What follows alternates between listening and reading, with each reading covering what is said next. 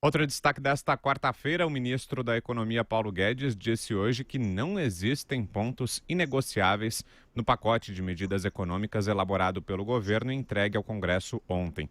As propostas prevêem maior flexibilidade ao orçamento e aumentar repasses de recursos a estados e municípios, conter gastos públicos em caso de crise orçamentária da União, estados e municípios e revisar 281 fundos para utilizar os recursos para o pagamento de dívidas públicas.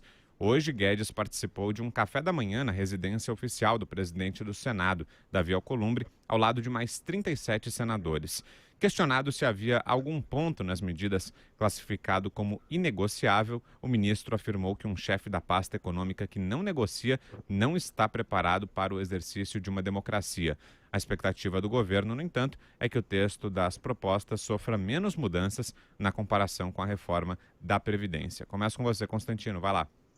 Olha, a fala do ministro é muito boa, né? Mostra humildade, mostra respeito aos poderes e à participação do Congresso nisso tudo. Pouquíssimas coisas na vida são inegociáveis, né? São aqueles princípios realmente que você não abre mão e não vai ter nenhum pragmatismo do mundo que faça você ceder a eles. Essa reforma, obviamente, não diz respeito a isso. É uma reforma apresentada muito positiva, muito boa, já tive a ocasião de falar sobre isso aqui. Vai na direção de federalismo, descentralização de poder, mais autonomia e responsabilidade para estados e municípios. Tudo isso é muito positivo, mas houve já uma concertação com o Congresso antes. É por isso que o ministro acha que talvez encontre menos resistência, apesar de vários pontos polêmicos, do que a própria reforma previdenciária. Eu acho que isso pode ser uma jogada de marketing dele ou excesso de otimismo.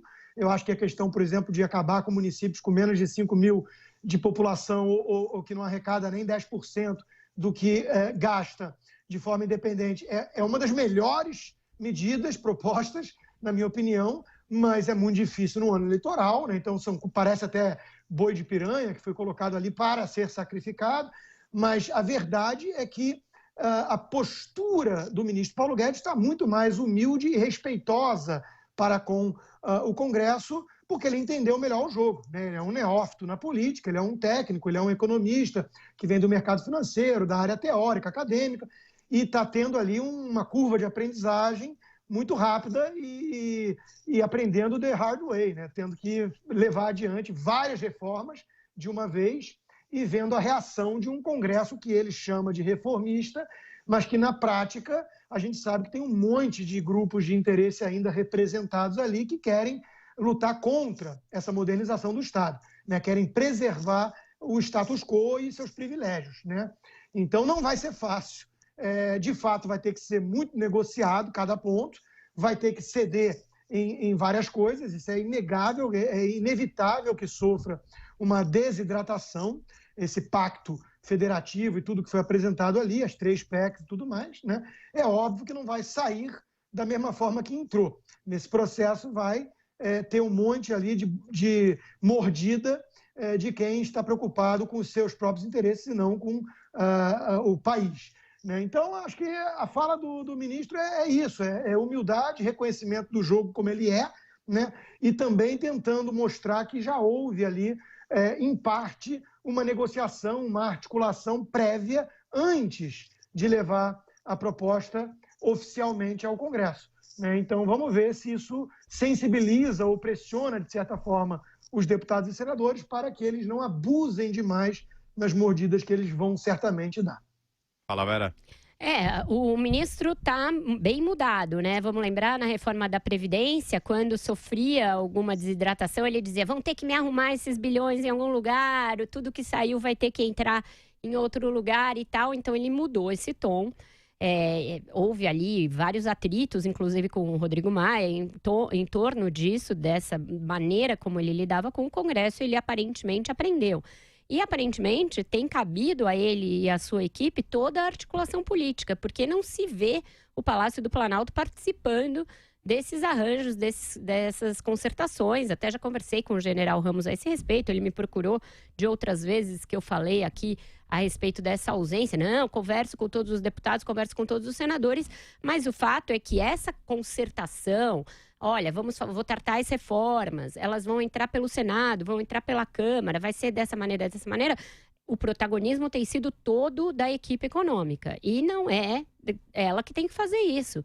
Você precisa de uma articulação política eficiente para fazer esse meio de campo, para que o ministro e a sua equipe possam ficar na retaguarda explicando as medidas. Elas não são todas de simples compreensão. São 3 propostas de emenda constitucional. Só aí são 3 comissões especiais para discutir o mérito, 3 relatores.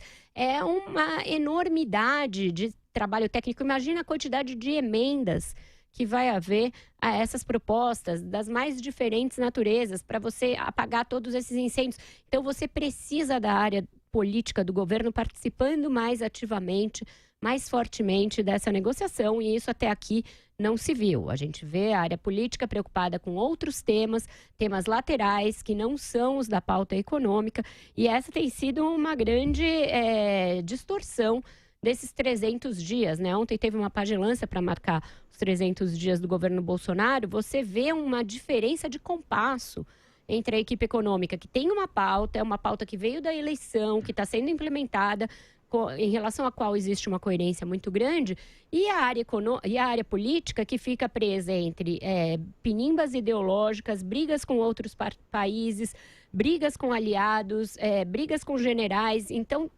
está faltando uma coordenação maior entre essas 2 áreas, Vitor. Josias. Como todo ser humano sensato, o Paulo Guedes evolui. Brasília oferece ao ministro um curso intensivo de ciência política. Ele chegou à cidade como um silvícola que se preparava para uma guerra, pintando a cara com as tintas da virilidade. Em novembro do ano passado, ainda na fase de transição do governo, o ministro sonhava em dar uma prensa no Congresso para aprovar rapidamente a reforma da Previdência. Em junho, quando a Câmara promoveu os primeiros ajustes na proposta do governo, o Paulo Guedes declarou que os deputados iriam abortar a nova Previdência. Ele continuava, nessa época, pintado para a guerra. Agora, o Paulo Guedes passa no rosto só creme hidratante. Ele suavizou o timbre, se reconciliou com a sensatez e negociou pontos da sua reforma do Estado antes de fechar as propostas. E aí pronuncia frases sensatas. Disse, por exemplo, que ministro da Economia que disser que tem algum ponto inegociável não está preparado para o exercício da democracia. São palavras do Paulo Guedes essas. Isso é uma obviedade. Não se imagina que o governo vai conseguir aprovar uma reforma do Estado tão abrangente quanto essa que está aí sobre a mesa, na marra, sem muita negociação. Mas há pessoas em Brasília que, às vezes, não enxergam o óbvio.